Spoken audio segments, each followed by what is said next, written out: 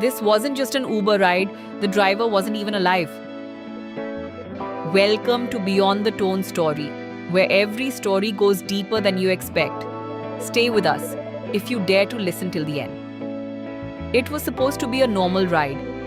Emma booked an Uber at 11:48 p.m. in Los Angeles after finishing a long shift at a small cafe. She was exhausted and just wanted to get home as quickly as possible. A driver accepted her ride within seconds. His name was Michael. He had a perfect rating, a clean profile, and nothing about him seemed unusual. The car arrived in less than 3 minutes. It was a black sedan with tinted windows. Emma got in and softly greeted the driver. He asked if it had been a long night and she nodded, telling him to just take her home. At first, everything felt completely normal. Soft music played in the background and the glow of city lights passed by her window. But after a few minutes, Emma noticed something strange. The route did not look right. She opened her phone and checked the map, and the car was heading in the wrong direction. She politely said that he might have missed the turn, but the driver did not respond.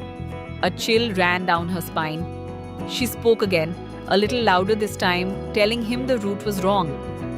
After a pause, he finally replied, saying that he knew. Her heart skipped a beat. She asked what he meant, and without turning around, he said, this was not her ride. Emma froze.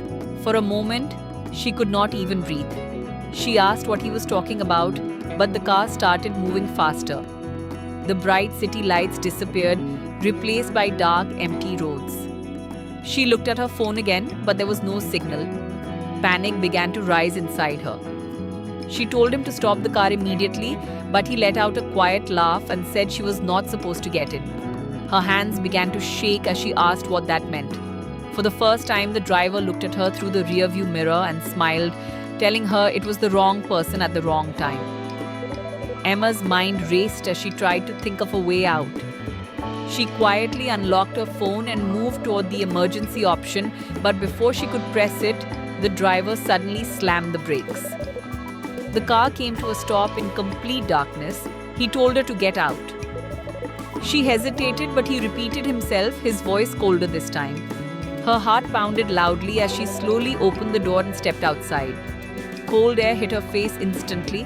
She turned back toward the car, but before she could say anything, the headlights turned off and everything went dark. She called out, but there was no answer.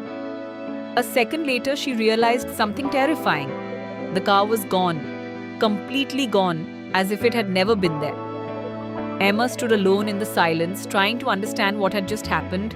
Her phone showed no signal and only a few % of battery left. Then suddenly it rang, an unknown number. She answered quickly, and a woman's voice spoke, shaking with fear, asking if she had just gotten out of that car. Emma said yes and asked who it was. The woman whispered that the ride had been meant for her. Emma felt her chest tighten and asked what she meant. The woman said she had booked the same driver but cancelled at the last second.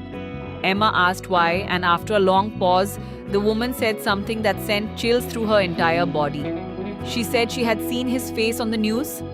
Emma asked what news, and the woman replied that he had been missing for 2 years.